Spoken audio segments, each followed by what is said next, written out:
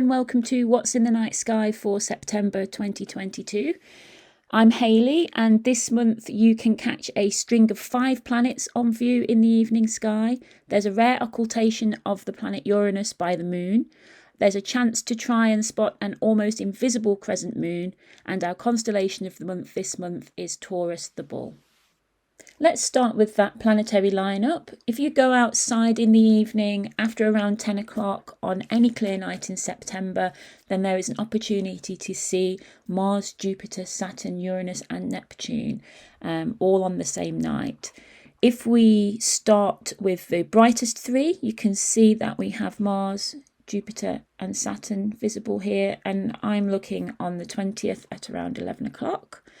If we go to Mars first, if you are using your naked eye, Mars will appear like an orangey star. If you have a pair of binoculars, then what the binoculars will do is they'll enhance that colour. You'll be able to see more clearly that it is orange. And if you have a small telescope, you'll be able to see that Mars shows a disk and isn't an orange star, but is in fact a planet. Moving on from Mars, and Mars is hanging out in Taurus at the moment, and that's our constellation for the month, and we're going to come back and talk about that a bit later. So if we move on from Mars and go to Jupiter, Jupiter is very easy to spot because it looks like a very bright star, and it will be the brightest thing in the sky that you can see unless the moon is around. And if we zoom in on it with a pair of binoculars, you might be able to spot the 4 Galilean bright moons. The key to spotting these with a pair of binoculars is to be able to hold them steady. It can be quite difficult to hold them still enough to be able to work out that Jupiter actually has these moons in place. And if you have something you can rest your binoculars on or a tripod, that will help a lot. If you have a small telescope, you'll be able to spot the moons, and you may also be able to see some features on the disk. Certainly the north and south equatorial cloud belts you might be able to see, and if you have a slightly larger telescope, you may be able to see the Great Red Spot as well, which is a giant storm on Jupiter. Moving on from Jupiter to Saturn. And Saturn also appears really bright, not as bright as Jupiter, but once you've found Jupiter, you can look close by and you'll see Saturn, and it'll be fairly obvious that this is Saturn. With a pair of binoculars, you might be able to spot Titan, Saturn's brightest moon. You won't be able to see the rings with binoculars, but if you have a small telescope, then you should certainly be able to make out the rings. If you have a slightly larger telescope, then you may be able to see more detail, such as you might be able to spot that the rings have a division in them. If we want to spot Uranus and Neptune, that is a little bit more difficult. So you can see here on my screen that Uranus is in between Jupiter and Mars, so that can help you to know which part of the sky you need to be looking in. It's also worth mentioning that if you're looking for Mars, Jupiter and Saturn, then it doesn't matter when you go out.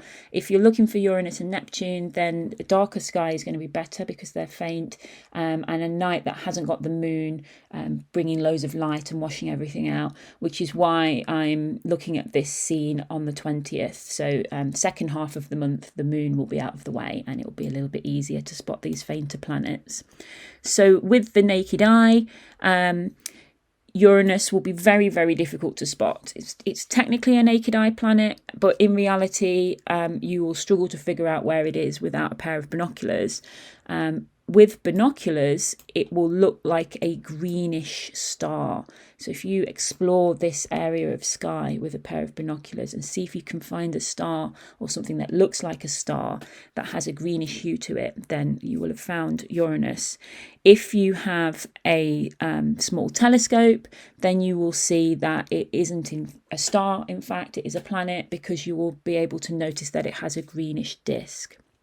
So that's your Planet Watch challenge for this month. When you're out looking at Mars, Jupiter and Saturn, which will be nice and easy, if you have a pair of binoculars, see if you can spot Uranus as well. And then if you want an even further challenge, then you can have a go at Neptune. Neptune is in between Jupiter and Saturn. And Neptune is not a naked eye planet at all, definitely not. You won't be able to find it with your naked eye because it will be invisible. So you definitely will need a pair of binoculars or a telescope. With a pair of binoculars, you might be able to spot it as a very faint bluish star, or something that appears like a bluish star. Even with binoculars, it will be really difficult to find. If you have a fairly large telescope, something with a diameter of around 6 inches or more, then you will be able to see that it is a planet with a disk. But even a small telescope, it still won't really show you a disk. So see how many of those 5 you can spot during the month of September. If you do manage to do all of those 5 and you want an extra bonus thing to spot that's even more difficult, then you could have a go at Vesta, because Vesta is also in this region of sky. So Vesta is the brightest asteroid visible from the Earth. It does sometimes reach naked eye brightness, but it's not at the moment, so you will need a pair of binoculars to find it. And in a pair of binoculars, it will appear just like a star. So it will be very, very hard to know whether you actually have found Vesta or not, almost impossible. But one thing that you can do is, if you have a camera, you can take a series of photos of this region of sky. And Saturn is a very helpful pointer to be able to show you which bit of the sky you want to take photos of. And then if you do it over the course of a few nights, a week, or do one and then come back a week later and do another one, and look for the thing that appears to move. And we know that everything is moving, but asteroids will appear to move against the background of stars. So it becomes quite obvious if you've got a good series of photos where the asteroids are. So I'm going to show you that by just centering on a star, and then keep an eye on Vesta down here. And let's just follow it over the course of a few nights. And you can see how Vesta is moving in relation to the background stars. So an extra little project for you to have a go at if you're keen on photography is see if you can take a photo or series of photos and find Vesta. Let's take a look at the moon now. I'm going to start on the 10th, because the 10th of September is when we have our full moon. And the full moon for September is known as the harvest moon, and that's because it's the closest full moon to the autumn equinox and was considered to be helpful to farmers bringing in the harvest. If we go to the 14th of September, so I'm just going to take us on a few days. Here we are, the 14th of September, and there is an occultation of the planet Uranus by the moon, which is a pretty rare event, and a really good opportunity to see Uranus if you've not seen it before, and to see an occultation as well. And what that means is that the planet Uranus appears to pass behind the moon, and that will begin at around 10:30. So Uranus will appear to disappear at around 10:30. The exact time that will happen will depend on exactly where you are in the country. So go outside a little bit before 10:30 and have a little think about how you want to observe. So you're going to definitely need a pair of binoculars at least to be able to see this, because Uranus is faint, the moon is bright. So you can get the whole thing in the field of view of a pair of binoculars, and then you know you're not going to miss it. So if you're fairly new to observing, that would be the way to observe. If you want to be able to see Uranus a little bit closer, then you could try with a telescope and you could zoom in on this area, get Uranus in view, and then track it as it disappears behind the moon and then as it reappears again. So I'm just going to show that happening. So you can see Uranus appearing to disappear around 10:30, and then it takes about 50 minutes to reappear from the other side. So if we keep going to about 11:20, and there it is. So the whole thing takes about 50 minutes. You could go out at the beginning and watch it disappear and then come back out again in 50 minutes time and watch it reappear. You could observe some other things in the meantime. You could set up a camera if you want to try and take some photographs of it. There are lots of ways that you can try to observe. I'd love to hear about it if you manage to spot Uranus disappearing behind the moon and reappearing again. Staying with the moon now, and I'm going to take us forward by a few days to the 17th in the early hours of the morning. And you can see that the moon appears close to the planet Mars in the constellation of Taurus. So this is a good opportunity to check out all of these three things together: the half moon, the planet Mars, and the constellation of Taurus. If I go a bit further to the 25th and the early hours of the morning, again just before the sun rises, and you can see that we have the moon and the planet Venus. I'm going to go a bit earlier. There we go. So I'm around 6:15 in the morning on the 25th, and you can see that if I zoom out, you can see you've got the planet Venus just on the eastern horizon. So you can add a sixth planet to your collection for September by coming out in the morning and observing Venus. If you have a pair of binoculars, you can get Venus and the moon in the same field of view together, and that's really helpful because the moon is of an extremely thin crescent. It's around 1% or less than 1% actually illuminated, and it's right on the limit of visibility where you would be able to spot it. And this is a really good chance to spot an extremely thin crescent moon because you can use Venus as a marker to enable you to find the moon. So this is a really challenging thing that I'm asking you to do. Even if you don't manage to spot the moon, though, you will get the chance to see Venus and hopefully the moon as well.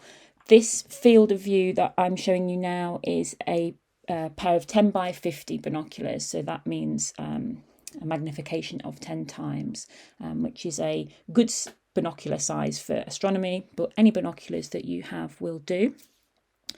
The thing to be aware of with this, though, is that you are very close to sunrise. So depending on whereabouts you are in the country, the sun will rise just before 7 o'clock. So it's really, really important that while you're out doing this, you make sure that the sun is below the horizon.